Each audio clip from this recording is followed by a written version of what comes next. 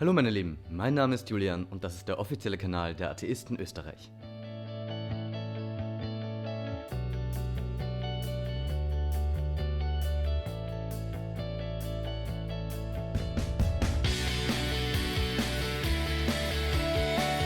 Kommen wir gleich zur Sache. Ich werde euch heute gar nicht viel erzählen. Ich sage euch nur kurz, was jetzt gleich auf euch zukommt. Ich hatte nämlich die große Ehre, die internationale Frauen- und Menschenrechtsaktivistin Mina Ahadi in Wien zu interviewen, die sich dankenswerterweise für uns Zeit genommen hat. Und was dabei rausgekommen ist, ist ein etwa 30-minütiges Interview, in dem sie über ihr Buch Ich habe abgeschworen, über Islam, über Islamkritik, über politischen Islam, über Religionsfreiheit und auch ein paar andere Themen spricht. Und ja, ich werde jetzt das Interview für sich sprechen lassen. Und ja, danke.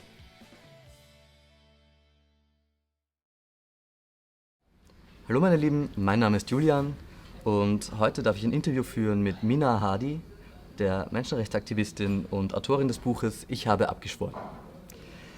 Guten Tag, guten Morgen. Tag. Danke, dass Sie für uns heute Zeit gefunden haben. Und ja, am besten fangen wir gleich an. Ja. Meine erste Frage, Sie haben 2008 das Buch Ich habe abgeschworen veröffentlicht. Und könnten Sie ganz kurz beschreiben, worum es in dem Buch geht? Also 2007 haben wir in Deutschland eine Organisation gegründet, Zentralrat der Ex-Muslime, und unsere sehr, sehr große Plakate und alles haben wir geschrieben, wir haben abgeschworen. Und dieses Buch habe ich geschrieben, also das Buch heißt Ich habe abgeschworen. Das ist schon ein Buch über meine Lebensgeschichte, ein bisschen auch über politische Lage im Iran, wie Islamisten zum Beispiel im Iran Macht gewonnen haben und was ich gegen diese islamische Regime oder islamische Bewegung bis jetzt getan habe. Das heißt, das ist ein Buch über zum Beispiel Menschenrechtsverletzungen im Iran und meine Arbeit gegen diese Menschenrechtsverletzung. Alles klar. Sie haben es auch gerade angesprochen, den Islam als politische Bewegung. Sie sprechen sehr oft vom politischen Islam. Und für mich stellt sich die Frage, und ich bin auch mit der Frage oft konfrontiert worden, ab wann ist eine Religion politisch? Also ich denke, fast alle Religionen sind politisch, weil Religion sagt oder entscheidet über unsere Lebens, und auch Islam besonders ist sehr politisch, weil immer wieder man hört, du darfst das und das nicht tun oder du musst das machen. Also Islam ist eine Religion und auch andere Religionen haben über unsere Lebens, unsere Sexualität, unsere Schlafen gehen, wie kann man auf die Straße gehen, über alles haben gesprochen oder einige Regeln vorgestellt und wenn die Macht gehabt haben mit Gewalt, das haben sie durchgesetzt. Aber ich rede über politische Islam, weil Islam als Religion immer in unserem Leben aktiv war, zum Beispiel, wo ich komme aus dem Iran, Islam als eine Religion oder eine Kultur immer in unser Leben sich eingemischt hat. Aber wir reden über eine politische Bewegung, die am Anfang 21. Jahrhundert oder also im Iran zum Beispiel 1979 nach einer Revolution, diese Bewegung hat Macht gewonnen. Also vorher zum Beispiel, Islam hat auch gesagt, Frauen haben nichts zu sagen, und ich habe in meinem Leben das gesehen. Also als eine Frau, ich dürfte nicht sehr viel tun, aber nach Machtübernahme von islamischem Regime, das war ein Gesetz. Das war ein Muss mit Gewalt, und wenn wir nicht akzeptiert haben, dann wir haben gelandet im Gefängnis, und ich rede über diese Movement, diese politische Islam zum Beispiel. Und ich denke, alle Menschen sollen schon sehen, weil wenn Sie zum Beispiel in Wien vor 50 Jahren haben nicht so viel Diskussion über Islam, Islamismus, was ist Islam, wie viel Islam braucht Deutschland oder Österreich, haben Sie nicht gehört. Wieso jetzt ist sehr viele Themen, politische Themen mit Islam verbunden, weil ein politischer Islam unterwegs ist. Und wir versuchen mindestens das vorzustellen. Auf anderer Seite vielleicht ist auch sehr wichtig, Rechtsextremisten oder Nazis zum Beispiel in Deutschland versuchen immer wieder erklären, Islam ist andere Religion. Islam per se war mit Politik sich hat eingemischt, aber andere Religionen sind besser und anderes. Und genau deswegen, jeder Muslim ist ein Terrorist. Irgendwie versuchen wir auch gegen diese Thesen ein Ausweg zum Beispiel zeigen. Also auf meine Sicht, Islam ist eine Religion, schlecht, so wie alle anderen Religionen, aber unser Problem jetzt ist eine politische Bewegung, auch dazu gehört, ja. Ja. Sie haben es schon angesprochen, dass es ist ein Thema auch in der Politik anderer Länder, eben wie in Österreich, wie in Deutschland und generell auf der ganzen Welt eigentlich. Was kann man Ihrer Meinung nach tun, um dafür zu sorgen, dass dieses Thema jetzt nicht von rechten Parteien dominiert und vereinnahmt wird? Ich denke, wir müssen über dieses Problem reden. Also leider in Europa sehr viele linksorientierte Organisationen, Linkspartei zum Beispiel oder Grünen, die prinzipiell für Menschenrechte waren und sind, haben ignoriert dieses Problem. Also auf einer Seite, einige haben Angst gehabt, wenn ich Moslems oder diese Community, diese Menschen kritisiere, dann das ist rassistisch, weil sowieso Islam ist ein Kulturphänomen und die Menschen haben andere Kultur. Auf anderer Seite aber, ich denke auch, das ist ein politisches, sehr wichtiges Thema und die Linken waren oder sind, also traditionelle Linken, sehr anti-imperialist. Und die glauben, dieser politische Islam ist eine legitime Bewegung gegen Einmischung von USA, zum Beispiel in Nahost, oder gegen imperialistische Politik. Das finde ich nicht in Ordnung. Also das ist per se eine Bewegung, die imperialistische Kräfte haben geholfen, zum Beispiel in Afghanistan oder im Iran. Also Khomeini oder islamische Bewegung hat sehr viele Hilfe bekommen von USA oder auch andere europäische Regierungen. Das heißt, was kann man tun? Die Frage war das. Wir müssen über dieses Problem reden. Wir müssen kritisieren. Islam oder politische Islam oder Frauenrechtsverletzung, Menschenrechtsverletzung sind nicht Kultur, sondern man muss also die Dinge mit Namen nennen. Das ist eine Frauenrechtsverletzung, das ist Menschenrechtsverletzung und man muss etwas dagegen tun. Man kann nicht gerechtfertigen mit Kulturphänomenen oder multikulturalistische Thesen. Genau, ich denke, wenn wir über Probleme reden und wenn wir eine moderne und menschenrechtsorientierte Antwort geben, dann haben wir Chance, gegen Rechtsextremismus etwas machen. Soweit dieses Problem betrifft. Ja, vielen Dank dafür.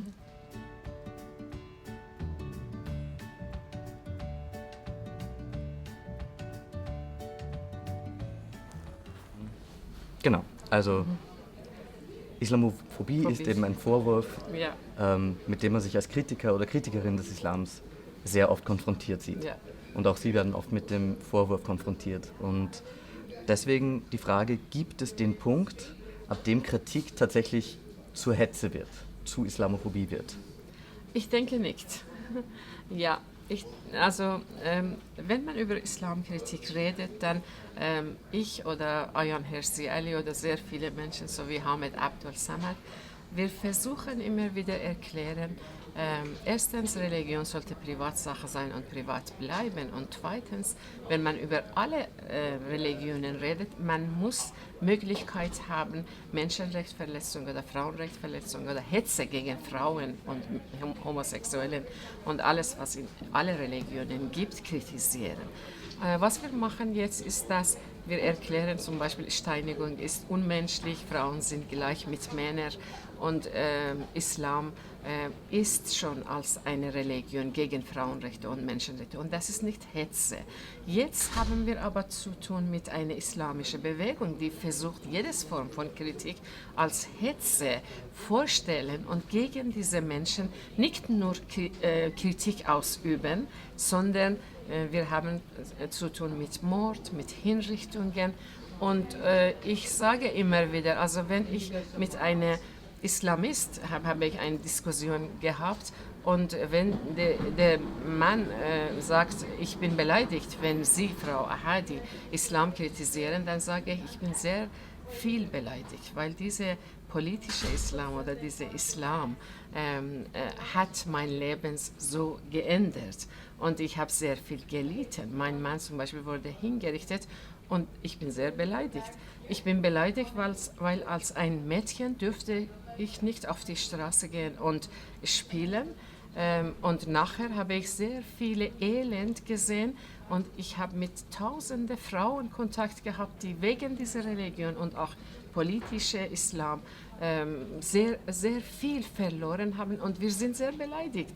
Aber diese Stimme wird nicht gehört und immer wieder diese islamische, fanatische Menschen sind unterwegs und erklären, das ist Islamophobie. Das ist keine Krankheit, das ist eine Menschenrechtsarbeit. Auf anderer Seite, diese Islamisten sollen schon lernen, freie Meinungsäußerung ist schon ein Gewinn in europäischen Ländern und das müssen diese Leute auch akzeptieren. Ja. Nur um kurz nachzufragen, es gibt natürlich durchaus Menschen, die die jetzt versuchen, ihre Ausländerfeindlichkeit und ihre Feindlichkeit gegenüber anderen Religionen unter dem Begriff Kritik zu maskieren. Was sagen Sie zu diesem Problem? Also ich denke, wenn man genau reden möchte, dann haben wir in europäischen Ländern zu tun mit einer anderen Bewegung, Rechtsextremismus oder auch rassistische Bewegung. Per se, diese Bewegung war auch in Europa immer unterwegs. Immer, wir haben zu tun gehabt mit rassistischen Tendenzen in europäischen Ländern. Vorher haben wir schon gehört, die sind Ausländer und Ausländer sind nicht okay, zum Beispiel in Europa. Aber jetzt auch diese Rechtsextremisten oder Rassisten haben noch ein anderes Label bekommen, nämlich Moslems. Weil, so wie ich gesagt habe, auf anderer Seite 4 Millionen zum Beispiel Menschen in Deutschland aus verschiedenen sogenannten islamischen Ländern sind dort und wir haben schon seit zum Beispiel 20 Jahren ein Label bekommen, wir sind alle Moslems. Auf anderer Seite, die andere Bewegung, die ausländerfeindliche Bewegung, hat jetzt immer wieder über Moslems gesprochen und versucht, zum Beispiel über Kopftuch. Das finde ich auch nicht in Ordnung, wenn kleine Kinder mit Kopftuch auf die Straße kommen. Oder Terror von terroristischen Organisationen und alles, was es jetzt gibt, versucht diese rechtsextremistische Bewegung für sich etwas nehmen. Und da wir haben in europäischen Ländern mit linksorientierte Organisationen oder Menschen, die schweigen, überhaupt nicht über diese Probleme reden, dann haben wir in verschiedenen Medien oder auch auf die Straße nur diese Stimme. Eine Stimme, die sagt zum Beispiel, Kinder sollen nicht Kopftuch haben, Burka muss verboten werden und so. Und am Endeffekt auch sagt, alle Ausländer sind zum Beispiel nicht willkommen, mindestens das, und die müssen schon gehen. Und ja, das ist schon ein großes Problem auf meiner Sicht. Ein Punkt möchte ich erklären. Wenn wir über zum Beispiel politischen Islam gesprochen haben, habe ich von Linkspartei oder Organisationen immer wieder gehört, das ist eine legitime Antwort zum Beispiel von kapitalistischem System oder Imperialismus. Jetzt höre ich auch, zum Beispiel wenn AfD in einige Bundesländer in Deutschland gewonnen hat, das ist schon eine Antwort von Arbeitslosigkeit oder Ungleichheit zwischen West und Ost in Deutschland. Das finde ich nicht in Ordnung. Man muss nicht diese Bewegungen als eine legitime Bewegung für Menschenrechte oder gegen Armut vorstellen, sondern die sind beide, also Islamismus und dieser Rechtsextremismus, beide sind gegen Menschenrechte und per se versuchen gegeneinander auftreten, aber auch ergänzen sie sich. Und genau beide Bewegungen sind gegen Menschenrechte und ich kritisiere Islamismus auf einer Seite und Rechtsextremismus auf andere Seite. Vielen Dank. Ja, das Stichwort für die nächste Frage ist schon gefallen, das Thema Kopftuch. Ja, okay. Sie stehen gezielt gegen das Kopftuch für Frauen ein. Gilt das nur für eine Kopftuchpflicht oder generell? Also Kopftuch, wenn man über islamische Kopftuch redet, ich denke, per se ist gegen Frauenrechte. Zum Beispiel, ich war im Iran 1900, ich weiß nicht, 70 oder vorher.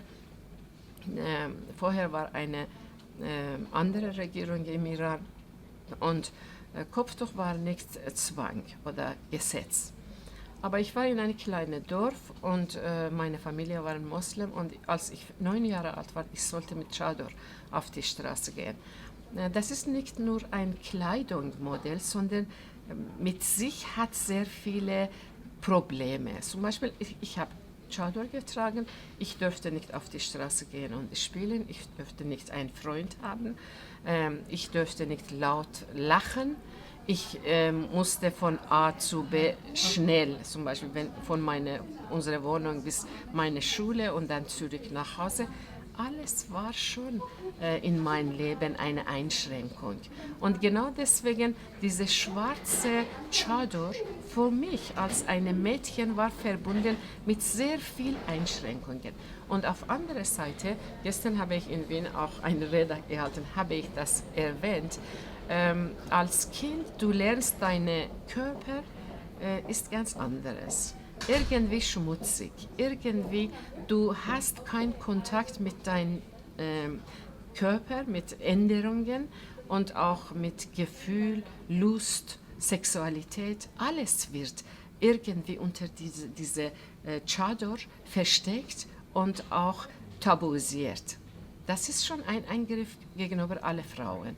Wenn man über Kopftuch, nur Kopftuch redet als eine islamische Tradition oder Kultur, das ist auch gegen Frauenrechte auf meine Sicht.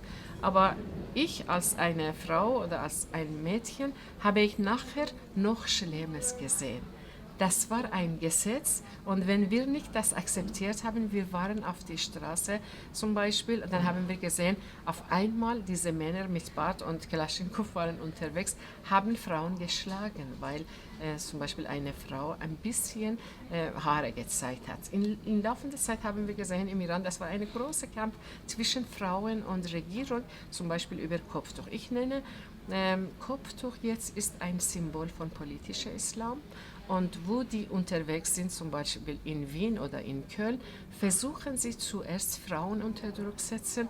Und das ist auch ein Machtinstrument, gesellschaftliches Machtinstrument. Und noch schlimmer jetzt ist Kopftuch. Meine Position ist, dass Kinderkopftuch muss verboten werden. Das ist eine enorme Kinderrechtsverletzung. Und ich denke, Kopftuch muss in Arbeitsplätzen verboten werden, weil das ist auch ein Zeichen von Religionangehörigkeit. Das sollte, also ich denke, alle Arbeitsplätze sollten schon neutral sein, von jeder Form von Religion oder ideologische. Wenn ich sage immer wieder, ich bin zum Beispiel Marxist, aber ich möchte nicht, wenn ich als Ärztin arbeite, diejenige sieht, ich liebe Marx zum Beispiel. Ich muss neutral bleiben in Arbeitsplätzen. Deswegen, ich denke, Kopftuch muss verboten werden in allen Arbeitsplätzen und ich denke, diese Verharmlosung von Kopftuch ist sehr gefährlich für uns Frauen, für betroffene Frauen. Okay, Sie haben die nächste Frage eigentlich schon beantwortet.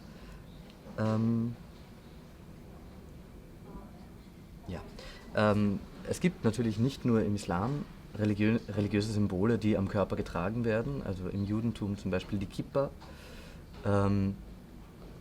Wie stehen Sie dazu? Finden Sie generell, dass alle religiösen Symbole, speziell bei Kindern, aber auch im öffentlichen Raum, abgelegt werden sollten? Auf die Straße natürlich, jeder kann etwas, also möchte tragen, aber in Arbeitsplätzen ja, okay. Ich denke. Das war eine schnelle Antwort. Okay. Vielen Dank. Jetzt kommen wir zu einem Thema, das für unseren Verein speziell sehr interessant ist. Davor aber noch eine kurze Frage, nämlich, was bedeutet für Sie Religionsfreiheit? Also Religionsfreiheit bedeutet, dass die Menschen sollen Möglichkeit haben, eine Religion angehören und auch das ausüben. Aber auch Religionfreiheit bedeutet, dass einige oder jetzt sehr viele Menschen, die möchten sich loslassen von Religion, diese Möglichkeit haben. Ich denke, dieser Teil, was wir reden jetzt als Zentralrat der Ex-Muslime, ist sehr wichtig, weil wir kommen aus einigen Ländern, die dort Tabuthema ist, wenn man sagt, ich bin nicht mehr Moslem. Und nicht nur das, sondern werden diese Menschen hingerichtet oder sie bekommen sehr viel Problem. Und ich denke, in europäischen Ländern muss man auch ein bisschen Fokus haben über diese Möglichkeit. Ich möchte mich loslassen von Religion und das sollte nicht mit Todesstrafe eine Antwort bekommen zum Beispiel. Ich denke auch, ein sehr wichtiger Punkt ist, dass die Menschen Möglichkeit haben, Religion kritisieren. Noch einmal rede ich über eine politische Bewegung namens politischer Islam, die das auch nicht erlaubt und nicht nur das, sondern Menschen werden auf die Straße geschlachtet, weil einen Text geschrieben haben und Prophet Muhammad kritisiert haben. Wir haben in Pakistan sehr viel Probleme gesehen, in Bangladesch, im Iran haben wir, in Afghanistan und so weiter. Das ist auch ein komplexes Thema. Vielleicht das muss ich auch erklären. Unser Hauptproblem sind islamische Organisationen, islamische Bewegungen, islamische Regierungen. Aber auch haben wir zu Hause einige von uns Probleme mit Angehörigen, mit Eltern, die glauben, Homosexualität ist eine Sünde zum Beispiel oder auch man darf nicht Prophet Muhammad kritisieren. Und genau deswegen sehr viele Ex-Muslim oder fortschrittliche Menschen haben Probleme nicht nur mit Regierung, sondern auch in Community. Das ist auch eine sehr wichtige Sache, muss man das sehen und muss man Tabu brechen, besonders in europäischen Ländern. Ja. Sind Sie der Meinung, dass dieses Problem auch in anderen Religionen existiert?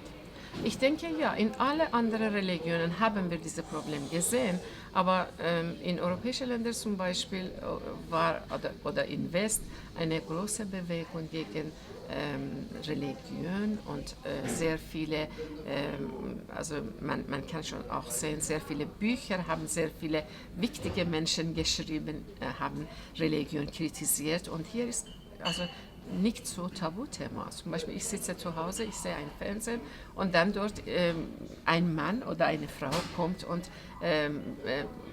redet lustig über zum Beispiel Jesus und morgen geht weiter und arbeitet. Also diejenige bekommt kein Problem, weil in europäischen Ländern es gab eine große Bewegung, Renaissance und alles hat etwas geändert. Aber auf anderer Seite, ich sehe auch diese dunkle Seite von zum Beispiel Kirche oder Christentum, zum Beispiel über Gewalt gegen Frauen, gegen Kinder oder also Vergewaltigung, dann ich sehe, alles wird verharmlost irgendwie und dann kann man schon sehen, wenn diese Kirche Macht gehabt hätte, dann haben wir genau Probleme gehabt, so wie zum Beispiel die Probleme, die wir im Iran haben. Oder es gibt zum Beispiel in Deutschland, Kirche hat sehr viel Möglichkeit und auch in Arbeitsplätzen zum Beispiel. Ich habe eine Freundin, arbeitet in einer katholischen Einrichtung und dort darf sie nicht sagen, ich bin Ex-Muslim. Das ist schon eine Insel, kann man schon sehen. Wenn Religion Macht hat, dann haben wir diese Probleme. Oder Homosexuellen können nicht dort arbeiten. Und ich finde, in einem europäischen Land, das ist ein Skandal. Ja, absolut. Noch eine letzte Frage zum Thema Religionsfreiheit, nämlich, wo endet für Sie die Religionsfreiheit des Einzelnen? Wenn diese einzelne Freiheit von anderen Menschen beschränkt oder auch Rechte von diesen Menschen unter Füße tritt. Das ist schon ein sehr wichtiger Punkt auf meine Sicht und genau deswegen zum Beispiel, ich denke, ich sage ein Beispiel zum Beispiel, jetzt sehr viele Flüchtlinge sind gekommen aus verschiedenen Ländern in Deutschland. Wir sind beschäftigt mit diesem Thema und ich gehe zum Beispiel in ein Flüchtlingsheim und ich sehe, ein Mensch ist Moslem und in der Früh um 5 Uhr steht auf und laut möchte reden und sagt, ja, ja, Leute aufstehen, wir müssen beten, weil wir sind Moslem. Das finde ich überhaupt nicht in Ordnung. Und ich denke, die deutsche Politik oder Behörden sollen diesem Mensch mindestens erklären, du darfst so etwas nicht machen. Du kannst schon selbst allein zum Beispiel irgendwo gehen und beten. Du kannst nicht andere Menschen unter Druck setzen. Ich denke, wir sehen immer wieder zum Beispiel in verschiedenen Flüchtlingsheimen, diejenige ist nicht vielleicht ist nicht Islamist oder verbunden mit einer Organisation, sondern als ein Moslem hat gelernt, ich darf entscheiden über andere Menschen. Ich kann das auch mit Gewalt oder mit Druck durchsetzen. Das kann nicht so richtig sein. Oder ich habe schon auch sehr viel gehört, zum Beispiel Freitag. Die Leute versuchen jetzt in verschiedenen Deutschkursen das auch durchsetzen. Wir gehen beten, dann heute bitte keinen Unterricht, weil wir sind Moslem und einige also zusammen haben schon gesprochen, okay, heute kein Unterricht. Das finde ich nicht in Ordnung. Das System sollte hart bleiben und gegen diese Menschen irgendetwas machen zum Beispiel. Ja. Eine verwandte Frage, noch einmal zum Thema Religionsfreiheit. Sie haben schon gesagt, die Religionsfreiheit des einen endet, wo die Freiheit des anderen beginnt und die Rechte des anderen beginnen. In Österreich ist glücklicherweise die Beschneidung von Frauen verboten. Die Beschneidung von Männern ist immer noch aus religiösen Gründen ein Thema. Wie stehen Sie dazu? Also wir arbeiten auch mit einigen Organisationen in Deutschland gegen diese Kinderbeschneidung und auch nicht nur Mädchen, sondern allgemein gegen Kinderbeschneidung. Ich bin dagegen. Ich denke, in verschiedenen sogenannten islamischen Ländern, das wird so propagandiert, das ist gut für Kinder, das ist sauber und gesund und alles, aber das ist nicht das und wir versuchen auch mit verschiedener Aufklärungsarbeit, zum Beispiel in Deutschland ist das eine sehr starke Bewegung und wir haben mit Ärzten oder sehr professionelle Leute gesprochen, versuchen wir das übersetzen auf Persisch und Arabisch, dass die Ärzte zum Beispiel in Deutschland sind der Meinung, das ist nicht gut für ihre Kinder. Weil ich habe schon sehr viel Kontakt mit junger Generationen, zum Beispiel im Iran, in Sudan oder in Afghanistan. Und diese jungen Menschen glauben, das ist gut. Nicht nur aus religiöser Grund, sondern aus gesundheitlicher Grund. Und wir versuchen auch dort irgendetwas machen. Also prinzipiell bin ich dagegen. Vielen Dank. Damit kommen wir zur letzten regelmäßigen Frage. Vielleicht kommen wir dann noch zu unseren kleinen Bonusfragen. Ja, okay. Wenn Sie sich die ideale Zukunft vorstellen, welche Rolle spielen Religionen darin?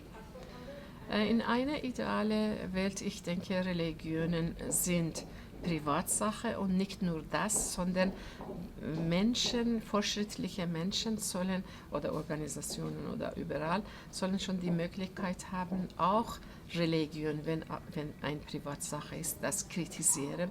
Eine Welt ohne Religion, ich denke, ist besser, weil Menschen können frei leben. Jeder Mensch kommt nur einmal und sollte schon frei von jeder Form von dieser Unterdrückung und auch psychische Gewalt sein. Und ich denke, eine Welt ohne Religion ist besseres Welt als eine Welt mit Religion. Vielen Dank. Wenn Sie noch eine Minute für uns Zeit hätten, hätte ich... Ja, habe ich Zeit.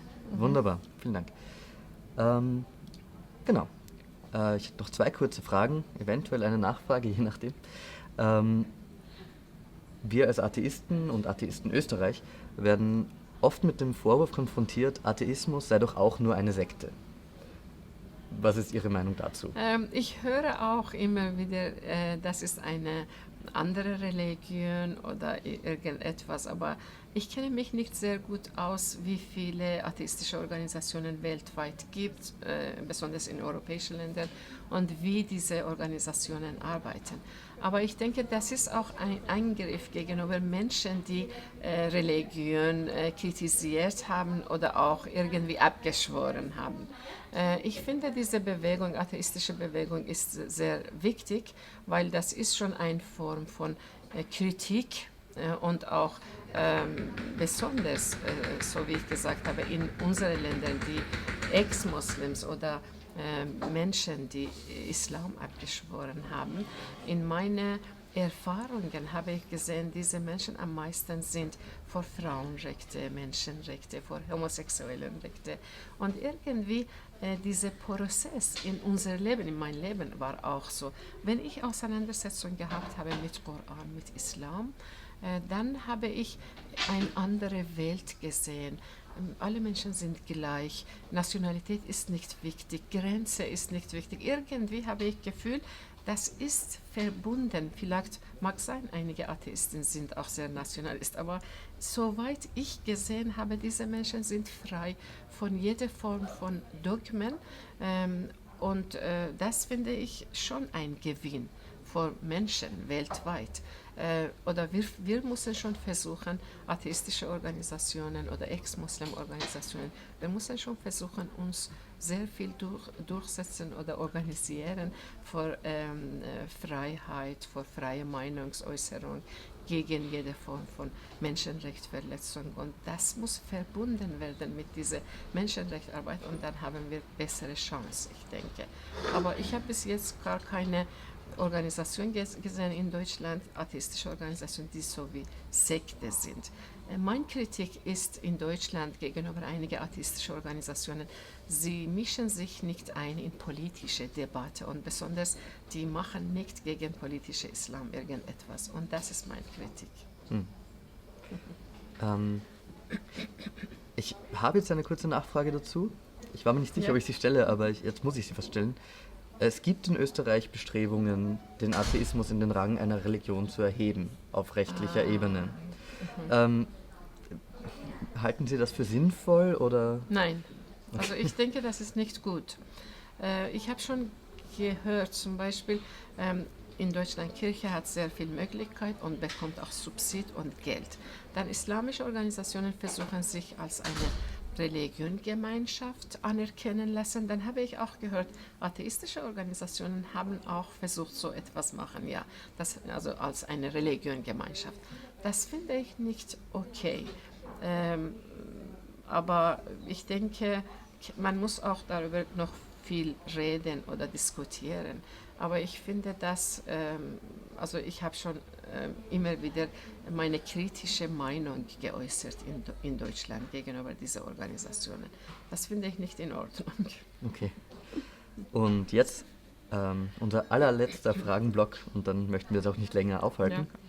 Ja. Sie haben 1974 in Tebris begonnen, Medizin zu studieren, wurden dann leider nach sehr kurzer Zeit gezwungen, damit wieder aufzuhören. Ist dieses Fach eines Ihrer Interessen geblieben? Medizin? Ja. Ja. Damit eine Frage, die unserem Verein sehr am Herzen liegt. Also haben Sie sich je mit Homöopathie beschäftigt?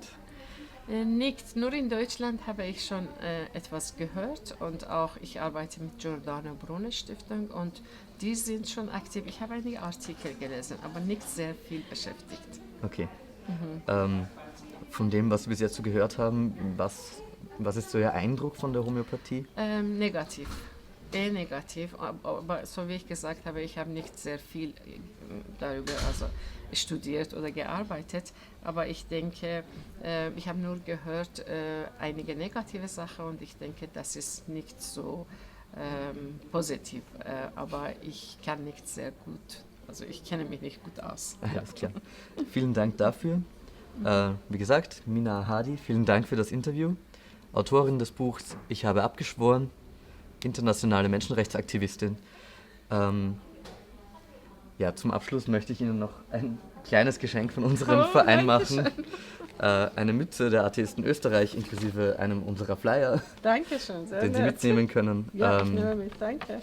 Vielen Dank für das Interview. Dankeschön. Und viel weiteren Erfolg. Dankeschön. Dankeschön. Und Cut.